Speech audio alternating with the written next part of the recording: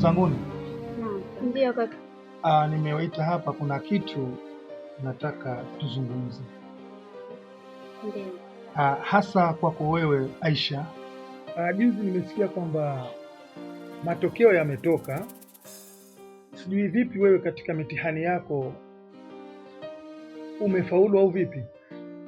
Matokeo yangu yako vizuri tu kaka, wala usiwe na wasiwasi. Nimefaulu. Kwa kweli namshukuru Mungu kwa hiyo. Haya, halafu unapokaa na nini? Hayo manywele yako, hebu ficha. Kaka naye jamani.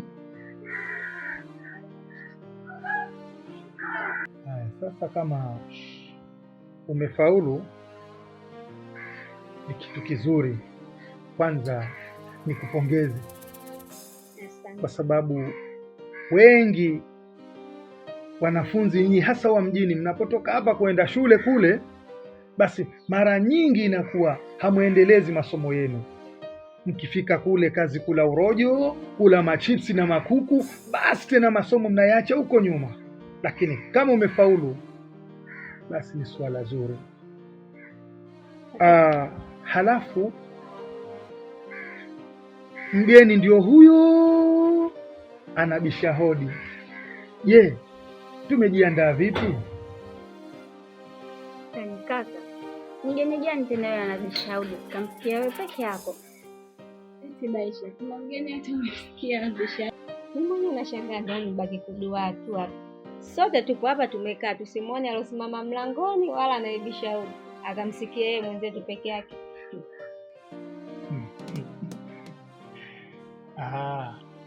Mtanielewa tu, siwe na wasiwasi. Yaani mgeni niliokusudia hapa sio kama hivyo mlivyofikiria nyinyi, labda wa kugonga mlango mkamwona. Haya mwenzetu, nakusudia mgeni yupi? Vizuri sana. Nimekusudia ni huu mwezi mtukufu wa Ramadhani ambao leo tuko ndani ya Shaabani. Inshallah, karibu kwa yule ambaye atakuwa hai na uzima, basi tayari unakaribia. Hapo sawa kaka. Hapo sasa nimekuelewa. Ni kweli kabisa unachokisema kaka. Si ndio Daisha? Sasa kwani huo mwezi una tofauti gani na miezi mingine? Si mwezi tu wa kawaida kama miezi yote. Una tofauti gani na uliopo na huo unaokuja na uliopita? Si ndio wote miezi ile ile? Au kuna lipi jipya linaokuja nalo? Aisha, ndugu yangu, ni kweli kuna mabadiliko, kwa sababu huu ni mwezi wa Shaabani. Mwezi wa Rajab wanazuoni wanasema ni mwezi wa kulima, lakini mwezi wa Shaabani ni mwezi wa kupalilia, kumwagilia maji. Lakini mwezi wa Ramadhani ni mwezi wa mavuno. Kwa hiyo katika yote miezi 12, basi mwezi mtukufu zaidi ni mwezi wa Ramadhani. Sasa mwezi wa Ramadhani imetofautiana na miezi mingine kwa sababu Allah subhanahu wa ta'ala akafia hivi: shahru ramadhana alladhi unzila fihi alquran hudan linnasi wa bayinati min alhuda walfurqan, kwamba mwezi mtukufu wa Ramadhani ndio mwezi ambao imeteremshwa Qur'ani ndani yake. Muna uongozi, muna utukufu, muna uongofu. Je, hamtaki nyinyi kuongoka? Nataka kaka. Ndio Daisha. Ngoja tusubiri tuone huo mwezi. Kama mnataka basi mfahamu hivyo, na huu ndio muda ambao wa kujiandaa kwa kutoa zaka, kutoa swadaka, lakini hasa kufunga, ili tupate mazoezi ya kuukabili huo mwezi ambao unakuja, mwezi mtukufu wa Ramadhani, ili utakapoingia tusiwe na wasiwasi, tuwe tayari tumeshapiga mazoezi katika miezi hii ambayo imepita. Sawa. Mmenielewa? Sasa hiyo ndio maana yangu ya kuambia vipi tutaupokea mwezi mtukufu wa Ramadhani. Kwa vile mmeshaelewa, mimi sina zaidi, niwaachie Inshallah muendelee na kazi zenu na mimi wacheni niende dukani kidogo. Sawa. Sawa eh? Sawa.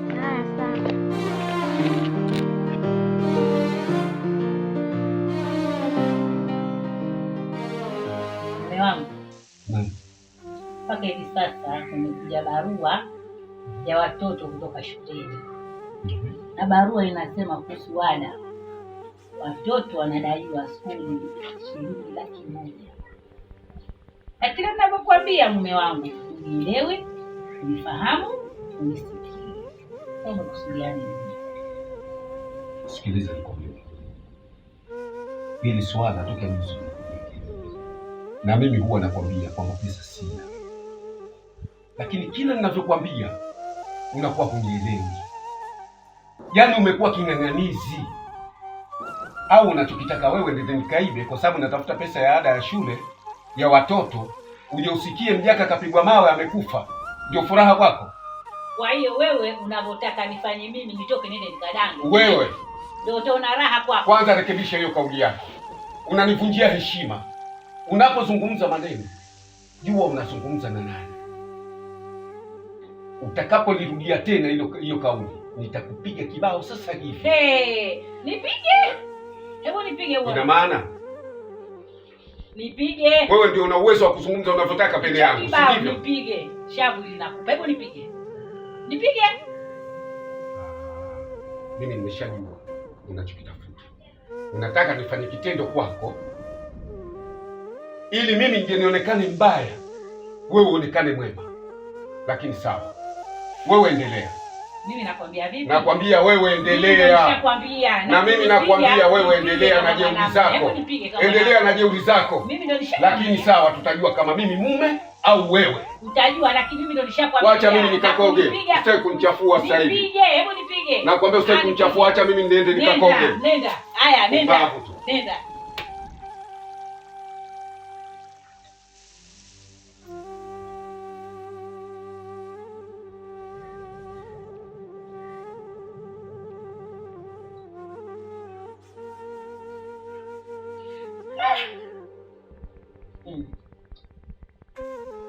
Wanaume bwana. Yaani mwanamume huyu kila ninalomwambia yeye hana, sina muamala huu hapa unasoma 1,500,000 kamtumia mwanamke. Kamsudia nini?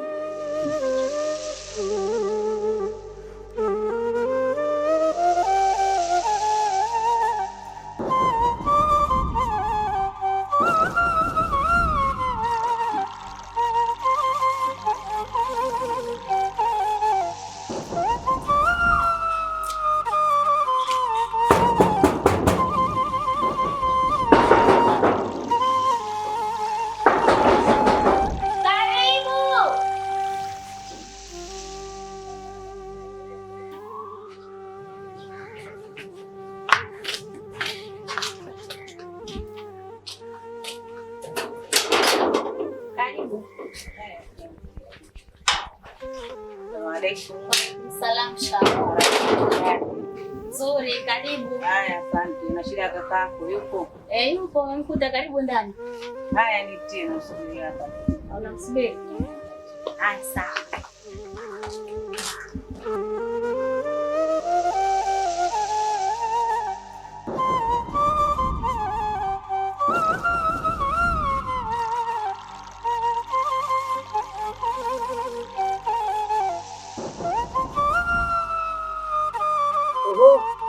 Shemeji. Naam, shemeji. Habari yako? Salama shemeji. Habari za siku? Salama za hapa. Salama uko lakini. lakini. Alhamdulillah. Mambo yako mazuri. Shemeji hamna lolote. Haya karibu. Haya shemeji. Ngoja hapa kukuletea kesi ya mdogo wako. Kesi? Kesi gani tena? Mdogo wako siku hizi simuelewi nyumbani. Si wa chakula, si watoto ada ya shule. Kila unalomwambia yeye hana. Na sitoshe, kilichoniuma sana, umeingia muamala kwenye simu yake 1,500,000 na hizi kamtumia mwanamke wake. Shemeji, ni haki?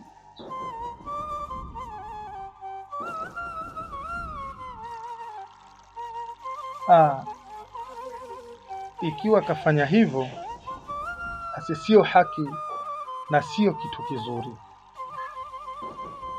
Lakini shemeji, wahenga walisema kwamba msema pweke hana makosa. Sasa we umeleta kesi, nimeshaipokea na nitaifanyia kazi, lakini itabidi mpaka kesho kutwa insha Allah. Nitamwita yeye, nitakuita na wewe ili muje pamoja hapa tuje tuyazungumze. Ila ninalokuomba tu, kaa vizuri katika nyumba yako, usigombane naye, usitoleane naye maneno ukatafuta ugomvi, bali kaa kwa ihsani kabisa na mpe haki zake zote kama za Mungu. Mpaka hapo kutwa inshallah, nitakapomwita tutakuja kaa tulitengeneze hili. Haya shemeji, Tumeelewana eh? Kwa hiyo basi, kwa hilo usiwe na wasiwasi nalo, na inshallah nitalifanyia kazi. haya shemeji. Haya, watoto vipi lakini huko nyumbani? Hawajambo, Wanaendelea vizuri? alhamdulillah, tunashukuru. Haya, Kwa hiyo basi haya, bahati mbaya mke mwenzako hayumo, lakini watoto wamo karibu, labda chai, juisi. basi shemeji, acha niwahi kwa sababu nimeacha watoto huko, sijawachia chochote kusema kweli. Basi Acha niwahi. Basi karibu, wewe nenda ukafanye mipango, na hii wapo watoto kuchukua kwa ajili yako. Haya, asante Karibu shemeji. basi. Haya, asante.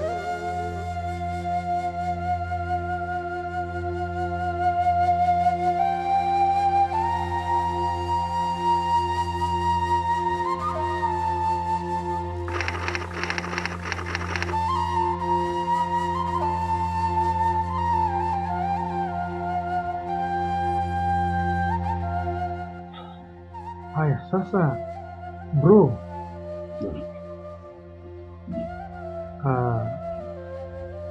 dhumuni kabisa la kikao hiki ni cha kwangu. Cha kwangu mimi?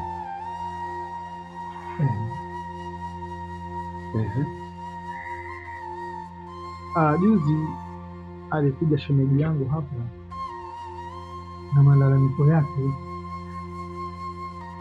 kwamba kaka yangu sasa hivi imekuwa ndani hushughulikii, yaani huna habari ya chakula cha asubuhi, cha jioni, cha usiku, yaani huduma zote hazipatikani katika nyumba. Ina maana watu wanakaa na njaa katika nyumba yako. Lakini pia watoto wamefanya mtihani na wamefaulu katika masomo yao. Sasa wamekutaka ada ya skuli, umewambia kwamba wewe huna lolote. La kusikitisha, la kushangaza kaka yangu, kwamba baada ya kuchukua simu yako akaukutia muamala umeingia, umemtumia mtu mwanamke shilingi 150,000. Hiyo mimi? Wewe ndo mjaka. Sasa je, hali hii kwanza ni kweli au vipi? Ndugu yangu, sikiliza nikwambie, inavyoonekana ni kwamba huyu mwanamke alicho, kwa sababu hayo yote aliyokuja wewe kukuzungumzia ni mambo ambayo kuwa ni ya uongo. Kama ni masuala ya ada ya watoto, tulishazungumza mimi na yeye, na pia nikamwelezea jinsi ya hali yangu ilivyo, na yeye pia anaelewa na anafahamu. Na kama atakuja kutokeana na muamala kuzungumzia kwamba labda imerushwa pesa, mimi nina watu wengi na marafiki wengi, na kila mmoja anaweza kukuambia kwamba ni azime simu akarusha muamala akarushia rafiki yake pesa. Ina maana kwamba ndani ya, kwa sababu ni simu yangu mimi, ikirushwa pesa mimi tu ndio nimerusha pesa. Yeye ana uhakika gani kwamba pesa nimerusha mimi? Haya sasa, labda tumpe nafasi na yeye aweze kuzungumza, kwa sababu yeye ndo aloleta kesi hapa. Shemegi, hebu zungumza ukweli ulivyo. Atazungumza nini? Ngojea, usimnyime. Ngojea, usimnyime. Mwacha yeye ndo alokuja kulalamika. Shemegi, hebu zungumza. Shemegi, kwa ukweli mume wangu hana mashughulikiaji na simuelewi siku hizi, si kwa chakula wala si kwa watoto ada za shule, na kama ndivyokuja nikakushtakia. Kwa hiyo hayo mambo huyu bwana ana, na zaidi kilichoniuma kwenye simu yake umeingia muamala. Kama anasema uongo na atoe uongo. Wewe usiseme uongo. Mimi siku zote kukwambia mambo ya kuzuliwa huwa siyapendi. Hapana, yeye anatetea haki yake, na kama unapinga kwamba wewe hukutuma pesa, basi lete simu yako, kwa sababu miamala iliyotumwa ya mwezi, ya wiki mbili, miezi miwili inaonekana. Sasa lete tuangalie simu yako, miamala iliyotumwa, tuangalie namba ambazo zimetumika. Ikiwa shemegi yangu ni muongo, tutamjua kama muongo, alete hiyo simu yako. Sikiliza ndugu yangu, nikwambie, nataka unisikilize kwa makini. Huyo ni mwanamke, atabakia kuwa mwanamke. Mimi ni mwanaume, mimi ndio ninaitafuta. Hawezi kuingia katika anga zangu au katika mipangilio yangu. Kwa hiyo yeye kama kakuletea kesi, wewe endelea kuhukumu hiyo kesi. Mimi hiyo kesi hata sina habari nayo, na wala kuanzia leo iwe mwanzo na mwisho, na wala mimi usinitafute. Sisi tutakutafuta kwa sababu wewe ni kaka, tusikutafute kwa sababu gani? Sasa mazungumzo hajamaliza, wewe unaondoka. Inaondokia hili swala ni kweli. Je, shemegi, naona uhakika umeuona Sasa unajua yule kapanda hasira, na hasira za kaka yangu yule namjua, lakini wewe rudi nyumbani. Inshallah mimi nitafanya kila rai hili swala kulimaliza, wala usiwe na wasiwasi.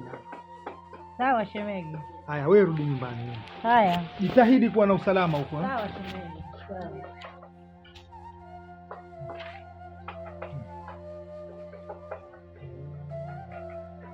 Kwanza ikawa ni kweli, mbona kawa mkali vile?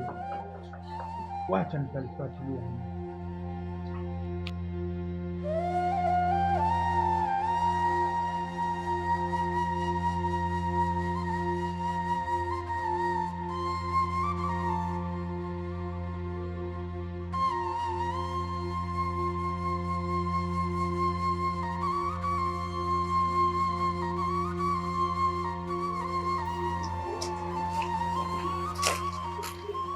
Nipishe. Nikupishe uende wapi? Ndani. Hivi ni kitu gani kilichokufanyisha wewe mpaka ukachukua kesi, maneno ya ndani, ukenda ukayapeleka kule kwa ndugu yangu? Kwa hiyo hayo uliyofanya unaona mazuri? Kwani kuna kitu kipi ambacho kwa kikubwa mimi nimekufanyia? Kwa hivyo bwana, unanifanyia vyote, unaona umefanya vizuri. Kwanza wewe sasa hivi inaonekana kama vile kwamba huna shida na mimi, lakini ulichokikusudia mimi nishakifahamu. Unachokitafuta wewe ni kunifitinisha mimi na ndugu yangu ili kwamba nione mbaya, lakini huwezi. Na yule ni ndugu yangu, atabakia kwa ndugu yangu tu, na wala hatuwezi kugombana. Sasa mimi ndio nishapeleka kesi kwa kaka yako, kwa sababu yule ni kaka yako. Sasa hata kama umepeleka, wewe si ushapeleka? Si umeshashtaki?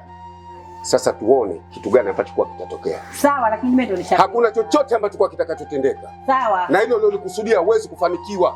Sawa, ndio nipishe mpite. Ndio naingia mwangu. Pumbavu. Mambo yake pumbavu.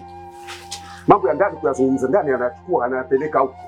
Eti anapeleka shemeji yake. Sasa tuone mimi na yeye bora nani.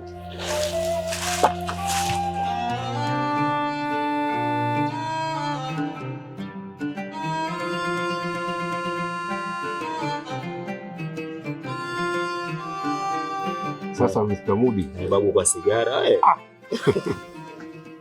bwana, hii ndio starehe yangu mimi. Sina starehe nyingine. Mimi sinywi pombe, sivuti bangi wala nini. Mimi starehe yangu hii na watoto. Mimi nakujua. Hilo nakujua. Hilo nalijua moja. Sasa Mr. Mudi, mimi nimekufuata. Ndio. Si unajua tena wakati umewadia. Sasa ndicho kufuatilia hapa. Nataka utafute mtoto mmoja mkali sana, ili tutoke tukavunje jungu. Si unaona wakati umewadia?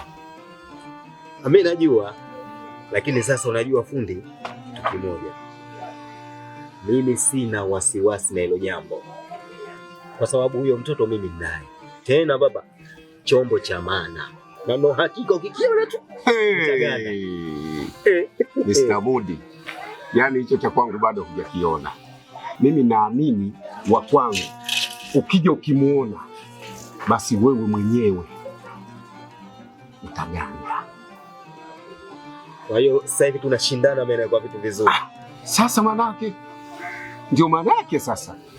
Mimi sitokubali kwamba wewe unipiku kwa chochote au kwa lolote. Basi tutaoneshana. Wewe kama unajigamba utajigamba kwa wakwako na mimi nitajigamba kwa wakwangu. Lakini naamini ukimuona huyo wakwako utasema hapa kweli nimepigwa na chini. Kwa hiyo sasa ndio kitu muhimu ni kupanga maandalizi na lini utatoka, kwa sababu siku zinakwenda, siku zinaisha. Mimi nahisi tusifanye muda mkubwa. Kwa nini tusifanye kesho kutwa? Ni sawa, yaani kama leo Jumatano, Alhamisi, Jumamosi tutoke. Jumamosi. Na Jumamosi ndio siku ya kwenda kuvunja jungu. Huko tutakuta wenzetu kibao la.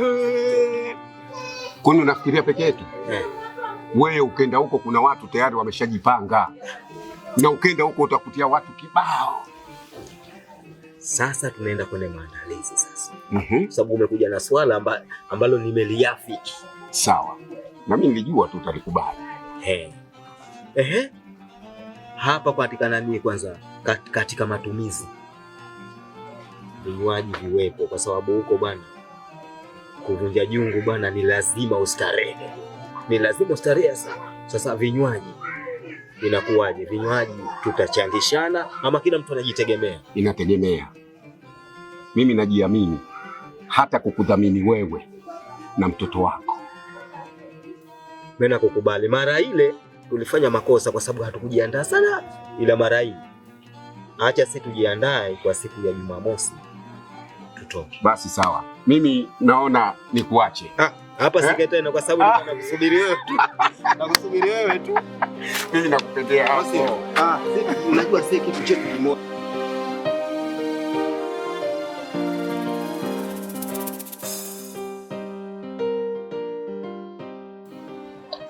Nimekufuata hapa kwa sababu ya kupanga safari. Unajua sasa hivi tunataka kufanya safari zile za vunja jungu tena sasa hivi. Sasa nimekaa na rafiki yangu tukapanga hilo swala. Sasa rafiki yangu akanambia kila mmoja atafute demu. Na mimi sina mwingine, demu wangu ni wewe. Sasa sijui wewe safari utawahi au vipi? Taenda, wala usijali mimi. Kweli? Kwa maana hiyo niondoshe shaka kabisa. Yaani usijali kwa hiyo. Basi sawa. Haya sawa, nakuelewa. Haya. Hapo. Mdogo wangu. Abe. Ndio nina hamu ya kwenda kwa shangazi. Nimkumbuka. Unajua nina muda mrefu sijamuona. Ni kweli dada. Bora mie nimeenda kumsalimia sio muda, lakini wewe una muda mrefu sana unaenda kumsalimia shangazi. Ndio hivyo, kwa hiyo ukiniona muda wote siku, ujue mimi ndio nishaenda. Umemwaga kaka? Naye. Kaka bila kuaga safari haiwezi kuendeka. Unamjua wewe kaka yetu?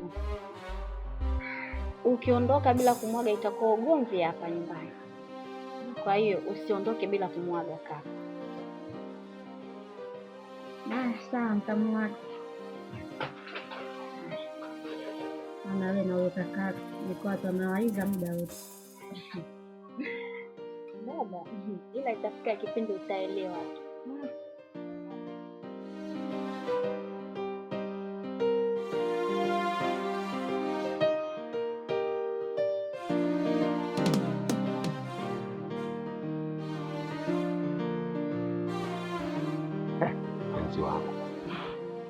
kama mzuri tu.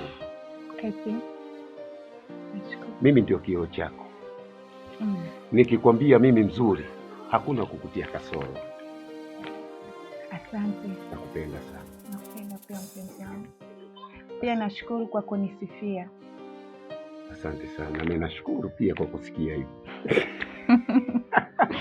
Umezidi vita. Sasa mpenzi wangu. Naam. Kuna kitu nataka nikwambie. Kitu gani hicho tena mpenzi wangu? Mimi naamini ni kizuri. Na naamini utakipokea vizuri. Niko nakisikiliza. Sasa mimi nataka ujipange. Ndio. Ili tutoke tukavunje jungu. Tukavunja jungu? Ndio.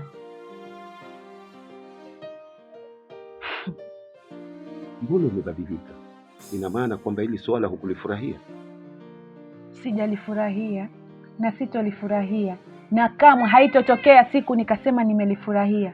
Mimi nasema unakuja kunieleza kuwa tukimaliza kufunga mwezi wetu mtukufu wa Ramadhani unakuja kunitolea posa na kunioa. Unakuja kunieleza ujinga wako huu. Kwa maana hiyo ni kutaka kuniambia kwamba umetoa maamuzi yako ya kwamba ili swala hulitaki na wala huendi, si ndivyo? Nimemaliza. Kwa hiyo umetoa maamuzi yako. Nisikilize. Kipindi hicho ambacho ulichokuwa unanichezea mimi ni miezi hiyo iliyopita. So leo Shaabani, kesho Ramadhani, tunataka kufunga. Tunaenda kumweleza nini Mungu? Kufikiri hilo. Hivyo wakati wote wewe ulikuwa hulijui hilo? Huo wakati wote uliokuwa unazungumzia hili unaloniambia leo ulikuwa hulifahamu? Kipindi hicho nilikuwa bado sijarevuka, lakini kwa sasa aya 2 3 nazijua. Umezidi, upunguze. Sasa sikiliza nikwambie. Kama kila kile ambacho kwa ninachokwambia hutaki, unapinga, unatoa maamuzi yako wewe mwenyewe ambayo kwa unaoyataka. Sasa basi. Wewe umetoa maamuzi? Nimemaliza hapo. Umemaliza? Na hayo ndio maamuzi yako. Sasa nisikilize basi. Wewe umetoa maamuzi. Na mimi pia nina maamuzi yangu ambayo nitayatoa kwako. Usije ukaniona mbaya. Sasa unataka kuchukua uamuzi gani? Achana na mimi. Sasa unataka kuchukua uamuzi gani? Si unaambie. Nenda huko. Basi miezi yote fanya 1 2 3 mpaka huu Shaabani Ramadhani. Hata Mungu hamuogopi huyu baba, kazidi huyu. Anapenda hili jambo jamani. La! Nimesendi kupigwa laana. Mwezi huu. Naende peke yake, akipigwa radi atajijua mwenyewe. Koa na afadhali.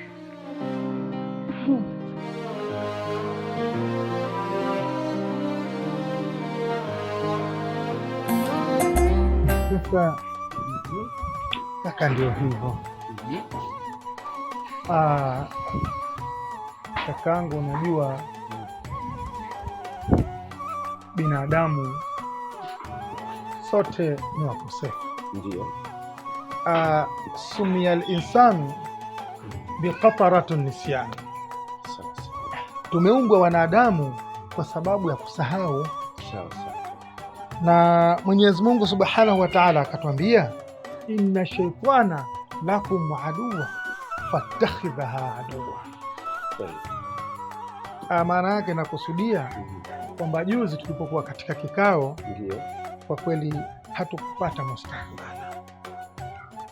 Sasa nindolijia kakangu, inaoneshea kutokana na hali ilivyokuwa, lile kosa umelifanya kweli wewe, na ndio maana ukakimbia pale. Sikiliza ndugu yangu, nikwambie, ni kweli kwamba kile kitendo mimi nilikifanya, lakini pahala kama pale, yani huwezi kukiri moja kwa moja, na ndio maana mimi niliingia hasira nikaondoka, lakini nilijua tu kwamba ukanifuata. Okay, sasa tusirefushe muda. Lengo na madhumuni kakaangu ni kulitengeneza hili swala. Inapaswa wewe utoke uende ukamwombe radhi shemeji kwa yale ambayo umemkosea, kwa sababu Mwenyezi Mungu ametuambia kwamba nisaukum harthul lakum, kwamba wanawake ni makonde kwetu sisi. Sasa tulime yale makonde yetu vilivyo vizuri. Sasa tusizichafue zile konde zetu. Wale wanatupa raha, wale wanatupa usingizi, wale wanatupa kila aina, na kama sio wao tusingalishi hapa duniani. Je, kuna mtu ambaye analima konde yake halafu atakaiharibu? Hakuna. Nenda Kila kama anayelima anategemea mazao mazuri. Sawa ndugu yangu, mimi nimekusikia vizuri tu na nimeyazingatia sana, lakini kuahidi tu kwamba mimi nitakwenda kumuomba radhi shemeji yako, na naamini nitakapomuomba radhi atanisamehe, na nikuahidi kwamba kuanzia sasa nitaishi na mke wangu vizuri na nitaishi na familia yangu vizuri. Na nilijua tu kuna siku kwamba utaipanga ili kwamba utanitafuta wewe na shemeji yako tena. Basi fanya hivyo kaka. Yaani nitafurahi sana basi, ili tuilee familia yetu. Basi hakuna tatizo. Hakuna tatizo. Okay. Nenda twende zetu. Twende hivi. Twende zetu. Haya inshallah. Basi tutakwenda. Haya.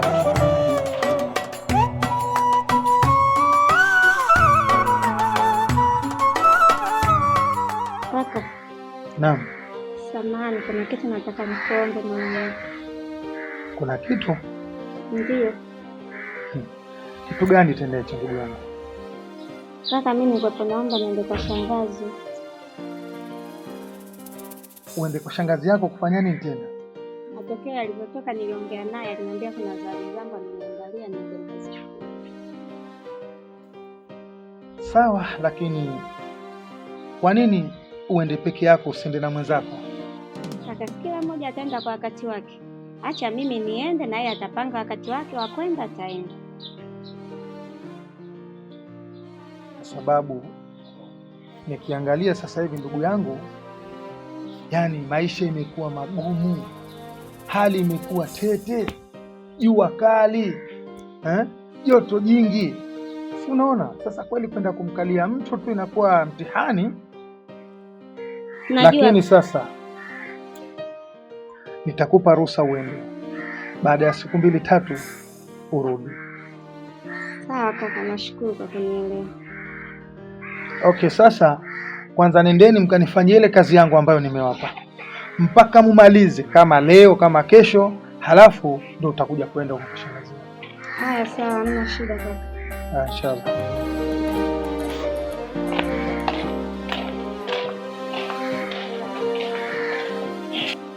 Mke wangu, nimekaa nimefikiria kutokana na yote ambayo kwa yalikuwa yametokea, lakini kubwa zaidi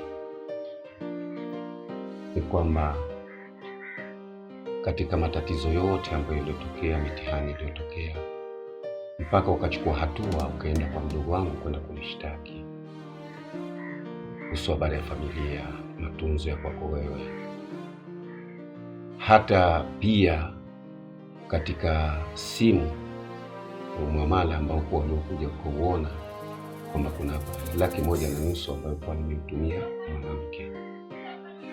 Madhumuni na lengo ni kwamba ni kukuomba msamaha.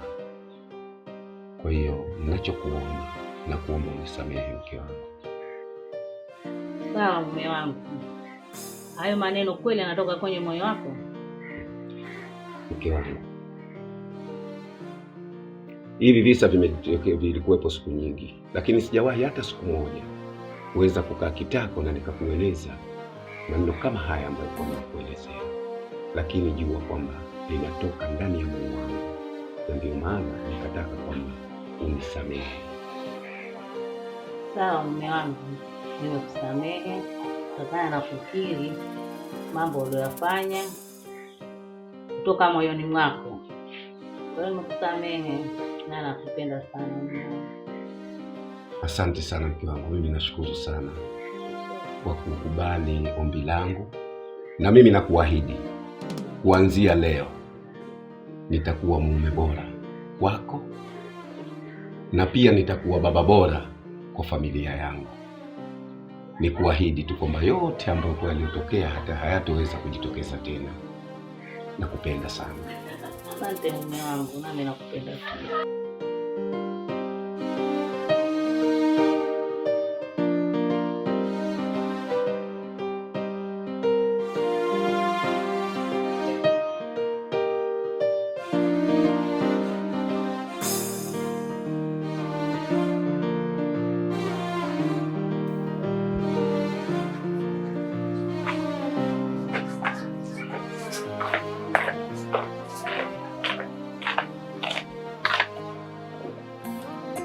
Kaka, nenda naenda kwa shangazi.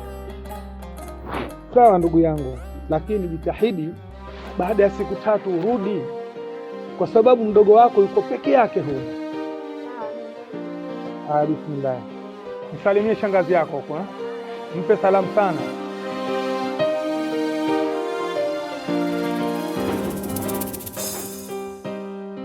Hebu niambie ulipojipanga sasa. Umejipanga vipi?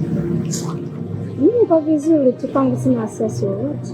Kwa sababu huyu unaokwenda naye huyu nimemwambia mna demu mkali kweli. Sasa nataka asije akakupita. Una wasiwasi na mimi? Wasiwasi sina, kwa sababu nakuamini sana. Na ndio maana yani nakufagilia kwa kila njia.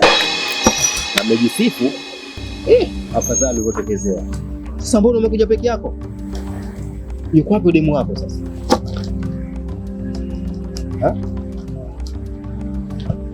Mimi wa kwangu tayari, wewe demu yako yuko wapi? Wewe umekuja kufanya nini hapa? Kitu gani ambacho umekipata hapa? Rudi hapa, rudi.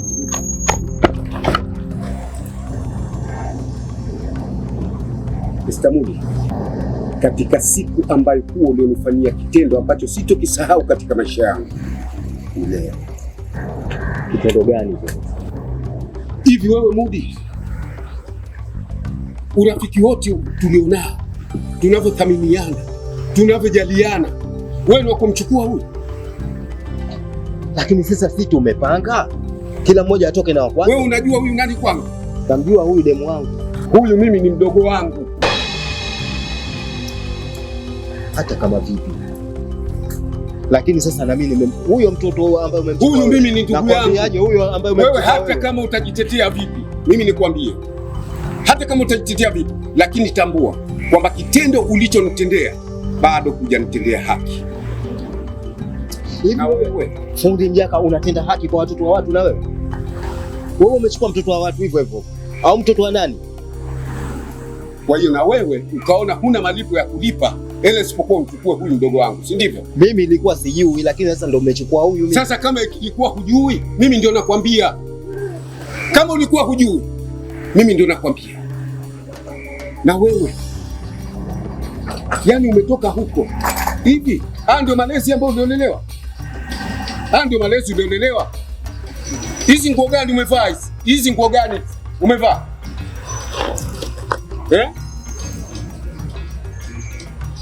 Sasa sikiliza. Mimi huyu ndio nitana. Lakini asante sana kwa kitendo ambacho umefanya. Kumbe inakuwa yanauma mingine. Sasa wewe kuchukua watu ushazoea. Wakwako wanakuuma kama hivi. Sawa, nenda.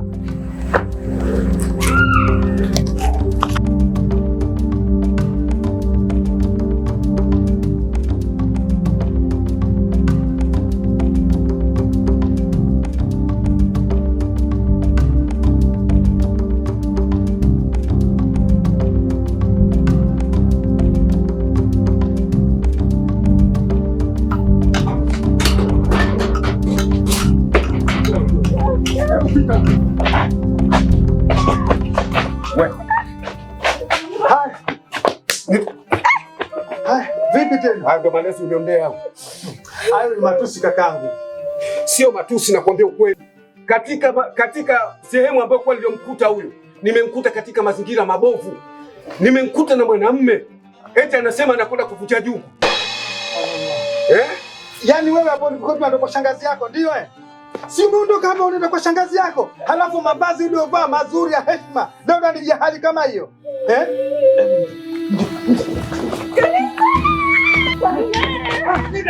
Umbagwe.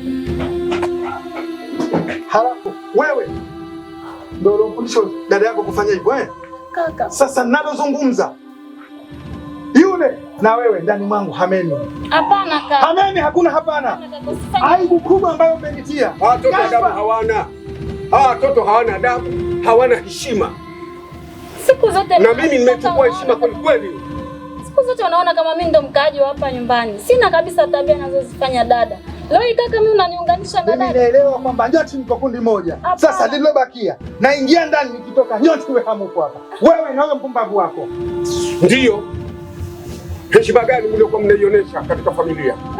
Unaitukana familia, unaidhalilisha familia. Eti anakwenda kuvunja jungu. Jungu gani anakwenda kuvunja? Lakini mimi sifanyi hivyo mimi kaka. Kwa nini mimi? Toka hapa mbele yangu. Toka hapa mbele yangu. Toka hapa mbele yangu. Mnalia kinafiki tu hapa. Pumbavu.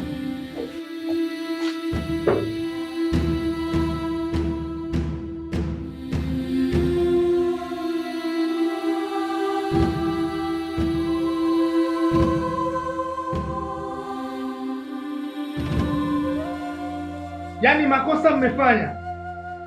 Mmeniudhi, baada ya hapa mnakuja amba tusamee nini?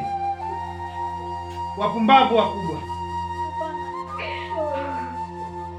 Tusamee, tumebadilika. Tutaenda wapi? Na sisi tumezoea. Sasa kubadilika, tusamee kaka. Kaka, naomba tusamee. Hata wewe maana yake sitaki hata kukusikia. Umenitia aibu, kashfa, fedheha katika huu mtaa. Nimejua nilipokosea.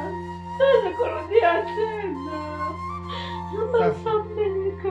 Mimi nikwambie, toka nenda kwa huyo mtu wako ambaye ulikutikana naye ili uende ukamtaje msamaha. Sawa? Na sio mimi.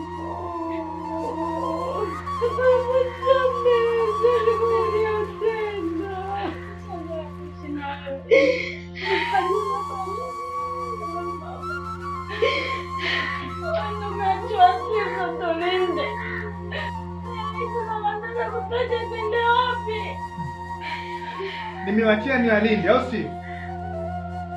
Kwa hiyo ndo mmeenda kuchukua silaha, au si? Kaka, sirudi tena. Samehe kakangu. Japo mimi sikuwepo, lakini mimi nilinyumiza, lakini mimi naomba radhi kaka, nisamehe na dada.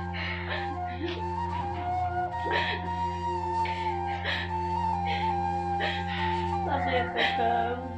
Tukishakuzoea wewe. Sasa kukaa wapi sasa ukituacha? Hatuwezi kurudia tena. Najutia nilichokifanya. Haya, niahidini basi. Nitabadilika kuingia sasa. Nitakuwa mtu mzuri. Nitafanya kile utakachonielekeza kakangu. Siwezi kurudia tena nilichokifanya. Utakaporejea? Siwezi kurejea tena. Naahidi kwa hilo siwezi. Na wewe? Na mimi kama vile nakuahidi. Sitaweza kushiriki jambo lolote kama unavyonijua tabia zangu. Siwezi. Ila Daisha pia kashakiri kosa, hawezi kurudia tena na kuiga hizo tabia za mtaani, kuvunja nyumba. Haya, sikilizeni. Yaani ndugu zangu, nimewalea malezi mazuri, nimewapa elimu vizuri Sasa lakini leo kama hapa ameenda kufanya mambo kama haya Aisha, unavaa viguo vya kimaajabu umenitia aibu mtaani, kashfa mtaani, Yaani jina langu umelivunja CV yake. Lakini sasa sina jinsi, kwa sababu nyinyi ni wangu. Hata nifanye nini, tutabakia kwa damu moja mpaka nife au mufe nyinyi. Kwa hiyo mara ya pili msirejee tena. Asante kaka. Umeelewana eh? Nashukuru. Haya, endeni nyumbani. Rafiki yangu bwana, nimekaa nimewaza. Unajua tumefanya mingi, tulikuwa tunapanga wenyewe, tunapangua, lakini sasa jambo lile dogo tu limetokezea. Kwa ninavyohisi mimi ni dogo tu, limetokezea tena, tumekuwa hatupatani tena, kwa sababu sikujua mimi kama ndugu yako. Kwa hiyo bwana, nimekuja kukuomba unisamehe, urafiki wetu urudi kama pale mwanzo. Sawa Mr. Mungu, lakini kwanza natakiwa kuomba wewe kwamba kile kitendo ambacho ulichokifanya siku ile ilikuwa si kitendo kizuri, wala hukumtendea haki, na nadhani hata kama ingelikuwa wewe ungekuta hali kama ile pale, naamini usingeridhika, na naamini pale pale ungebadilika. Lakini sawa, mimi kukusamehe sio tatizo, lakini kukusamehe mimi tu bado haijatosha. Itabidi tuende kwa ndugu yangu ili kwamba wende ukamwombe msamaha. Fundi mjaka, unajua lile tatizo linatokezea ni mimi na wewe tu. Kwa nini tusizungumze mimi na wewe tukasameheana? Yakesha tu hivi hivi. Kulisamehe mimi peke yangu kama nilivyokuambia haijatosha, kwa sababu wakati kile kitendo kinatokea pale, si uliniona nimemkamata mkono? Yule nilikwenda naye moja kwa moja mpaka kwa mdogo wangu, na nilipofika mimi nilimtolea maneno sana, na ndicho kitu ambacho kwa kilichomfanyisha kwa mdogo wangu akasirike mpaka kuwafukuza wale watoto pale nyumbani. Kwa hiyo kuniomba mimi msamaha sio tatizo, lakini bado haijatosha. Inatakiwa kwamba tuende pale ukamwombe msamaha. Ukisha kumwomba msamaha, hata wale watoto watakuwa na mustakabali mzuri ndani ya familia, kwa sababu tayari yeye wale watoto kawafukuza pale nyumbani.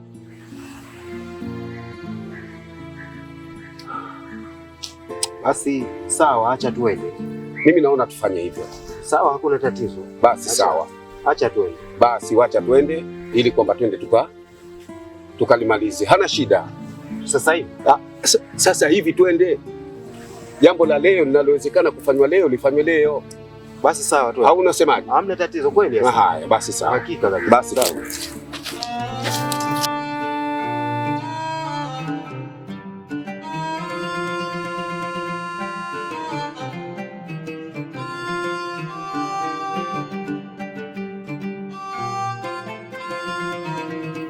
Assalamu alaikum warahmatullahi wabarakatuh. Wa alaikum salaam wa rahmatullahi. Kwanza nimshukuru Mwenyezi Mungu kwa kutujalia tukawa wazima na afya njema na tukaweza kukutana katika kikao chetu hiki. Ndugu yangu, huyu ndio Mr. Mungu ambao katika mitihani ile ambayo ilikuja tokea ya mdogo wetu, huyu ndiye mhusika na ndiye ambaye kuwa niliyemkamata naye.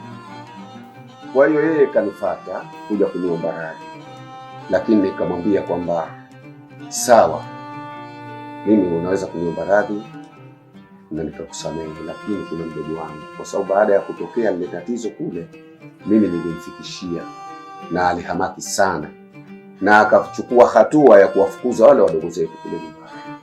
Kwa hiyo inapaswa kwamba wewe pia ukamuombe radhi. Kwa hiyo tukakubaliana, na leo hii ndio nimemleta ili kuja kuomba radhi kwako. Kweli mwalimu, mimi ndio Mr. Mudi, na kweli hilo swala limetokezea, lakini pia hilo swala limetokezea na ilikuwa sijajua kama huyu rafiki yangu ni ndugu yake.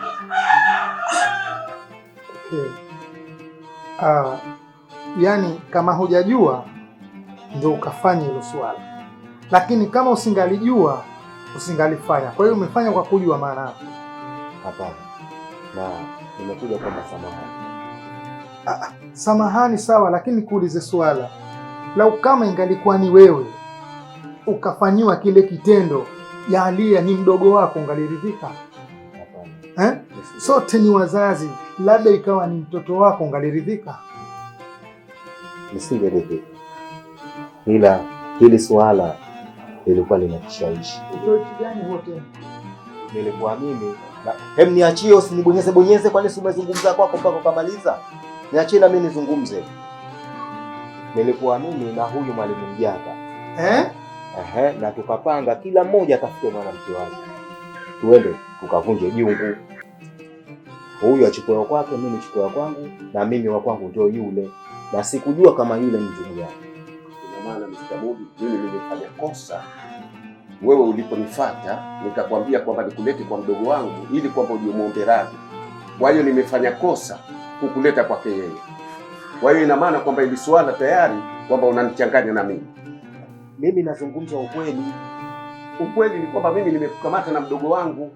Unajua Mwenyezi Mungu hafichi mtu mnafiki maisha yote, na yeye Allah Subhanahu wa Ta'ala anatuambia waqul jaa al-haqqa wa zahaqa al-batila innal batila kana zahuka, kwamba inaposimama haki maisha yote batili huporomoka.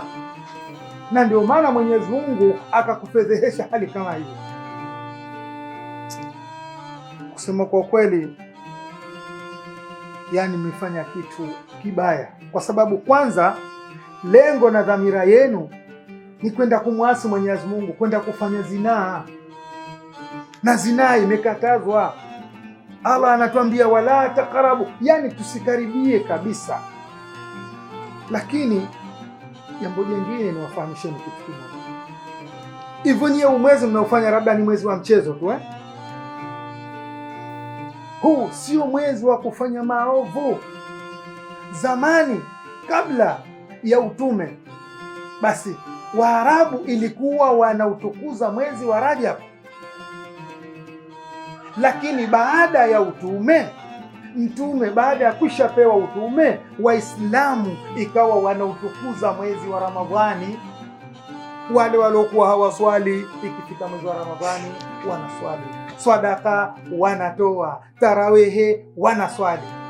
Sasa baada ya kuona hivyo Mtume sallallahu alaihi wasallam kwamba wameutukuza watu katika mwezi wa Rajab, wameutukuza watu katika mwezi wa Ramadhani, arada an yubayyina lahum, akapenda awabainishie nini? Fadhailu shahru, awabainishie fadhila za mwezi Shaabani wa Shaabani. Hapo tuangalieni mafunzo ya Bwana Mtume sallallahu alaihi wasallam katika mwezi huu wa Shaabani. Kuna hadithi imepokewa na Usama bin Zaid, anasema qultu ya Rasulullah, nilimuuliza mjumbe wa Mwenyezi Mungu, rehma na amani juu yake, nilimuuliza. Alimuuliza vipi Usama? Alimuuliza vipi? Mtume sallallahu alaihi wasallam akamwambia la haraka, sijaona sumu shahran, kufunga siku nyingi ambazo unafunga min Shaaban kuliko unazofunga katika mwezi huu wa Shaaban. Una kitu gani wewe? Kuna kipi ambacho kinakufanya ufunge mwezi huu wa Shaaban kwa wingi hali hiyo? Basi kala, alisema Mtume sallallahu alaihi wasallam, akamwambia kwamba nafunga sana mimi kwa sababu ni mwezi dhaka shahrun, ni mwezi ambao yakulu nasu, watu wanaghafilika nao sana. Watu wanafunga mwezi wa Rajab, watu wanafunga mwezi wa Ramadhani, lakini wanaghafilika na mwezi huu wa Shaabani, wanaofanya kwamba ni mwezi wa maovu. Kwa hiyo mimi nafunga sana katika mwezi huu wa Shaabani kwa sababu ni mwezi ambao umo katikati ya miezi mitukufu wa Rajabu na Ramadhani. Lakini si hapo tu, Mtume sallallahu alaihi wasallam akaendelea kumwambia Usama, nafunga mimi kwa sababu yursilul amal, hupandishwa amali za mwaka mzima, hupandishwa amali za mwaka mzima ambazo waja wamefanya, hupandishwa ila rabbil alamin, kwa Mwenyezi Mungu mola wa viumbe wote. Kwa hiyo zile amali zinazofanywa za mwaka mzima hupandishwa katika mwezi wa Shaabani. Sasa anasema wa ahabu, napenda wakati zile zinapopandishwa zile amali zangu, ana swaim, hali ya kuwa na mimi niwe nimefunga katika mwezi huu wa Shaabani. Tumeelewana hapo? Bibi Aisha alisimulia hadithi na anasema kana Rasulullah sallallahu alaihi wasallam, sijaona mjumbe wa Mwenyezi Mungu akifunga mwezi mzima ila Ramadhani, isipokuwa mwezi wa Ramadhani, lakini sijaona kufunga siku nyingi sana ila min Shaabani, isipokuwa katika mwezi wa Shaabani. Sasa huu mwezi wa Shaabani nao ni mwezi mitukufu katika miezi mitukufu. Sasa nyinyi mnaokimilia kwa kwenda kufanya maovu, nyinyi mnaotumilia kwa kufanya makosa, jamani tuendaje? Lakini ndugu zanguni, huu ni msiba jamani, vunja jungu haifai kwa kufanya mambo yaliyokuwa hayakumridhisha Mwenyezi Mungu, hayamo katika Uislamu. Hebu tubadilikeni kaka. Naam. Ndugu yangu, kwa kweli inapaswa kumtake radhi sana kwa sababu ya tendo ulilofanya. Yule mimi ni binti yangu, ndugu yangu yule, nimemlea tangu mdogo. Sasa itakuwaje umpeleke hali kama hiyo? Ndio nimekuja mimi kaka kukuomba radhi tu. Basi kwanza umuombe radhi Mwenyezi Mungu, uyawache hayo ambayo umefanya. Na wewe pia kaka yangu umo katika hili kundi, kwa hiyo mujute, muyadie, halafu mumtake radhi Mwenyezi Mungu subhanahu wa ta'ala. Huu ni mwezi wa matumo, mwezi wa kuvuna Ramadhani kesho kutwa. Hebu tutoeni sadaka, lakini zaidi tufungeni, ili utakapofunga, kwa sababu funga ni kinga ya kila baya. Tutapata mazoezi kwanza, halafu tutapata nini?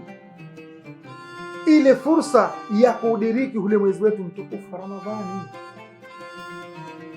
Ndugu yangu, ni kweli mimi kwanza niseme kwamba naomba radhi. Hayo matatizo au hilo swala ni kweli kwamba nimekosea, lakini ni kuahidi kwamba kuanzia leo mimi nitajirekebisha na sitorudia tena makosa. Lakini lengine pia, Mr. Mudi, wewe ni rafiki yangu sana na tunatoka mbali. Siku yoyote ambayo kuwa utaamua kunipata mimi, basi unifuate kwa jambo la heri. Usije ukanifuata kwa jambo la shari la kupanga kwenda kumuasi Mwenyezi Mungu. Mimi kuanzia leo nataka niombe maghfira kwa Mwenyezi Mungu ili anisamehe yale yote ambayo kwa niliyokosea, lakini pia na wewe uwe na uziduo huo wa kumwomba Mwenyezi Mungu ili kwamba tusamehe makosa yetu ambayo tuliyokosea, usije tukarudia. Maalim, mimi nakuahidi kwa hapa siku hizi zilizobaki tutajitahidi kweli kweli kwa huu mwezi wa Shabani kufanya mema na mazuri mpaka tunaingia Ramadhani. Inshallah, hilo ndio la kufanya. Ubadilike, Nitajitahidi. ubadilike. Inshallah, nitajitahidi. Mwenyezi Mungu anasema walladhina tabu min ba'dihi wa aslaha fala khawfun alayhim wala hum yahzanun. Bado fursa tunazo, mwezi ndio kwanza unaendelea huu. Tujirekebisheni pale tulipokosea, tumuombeni Mwenyezi Mungu atusamehe madhambi ambayo tumeyafanya na tutakayoyafanya inshallah, kwa sababu sisi ni waja. Kwa hiyo baada ya hapo mimi niwaambie asanteni, na inshallah mimi niwatakie kila la kheri. Karibuni sana inshallah. Kaka asante sana, nashukuru. Leo umenitoa katika shimo, yaani sasa hivi tunaungana na Mwalimu Jaka tena bana. Haya mambo tuyaache sasa. Unasikia vitu hivyo hayo hakuyatoa kichwani kwake, kayatoa kichwani kwake kwa sababu ya kuyahifadhi, na pia Mwenyezi Mungu amempa elimu hiyo kwa sababu ya kuzindua wale ambao kuwa bado wamo ndani ya kiza ili watoke waingie katika nuru. Kwa hiyo kuanzia sasa mimi na wewe tunashikana, lakini kwa mambo ya kheri.